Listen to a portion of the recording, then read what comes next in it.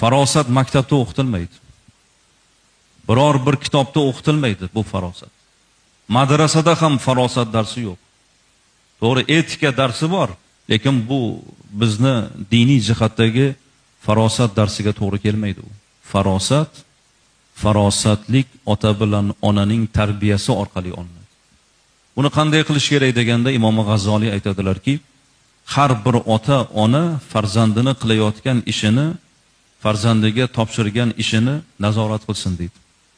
Aytaylik, ona kirlarni yuvib qo'y qizim dedi. Shu kirni yuvishi, kirni yoyishi qarasin. Ko'zga ko'rinadigan holatda yoyiladigan kir bor, panada yoyish kerak bo'lgan kir bor, ustiga bir narsani yopib qo'yib yoyish kerak bo'lgan kir bor. Ona nazorat qilsin.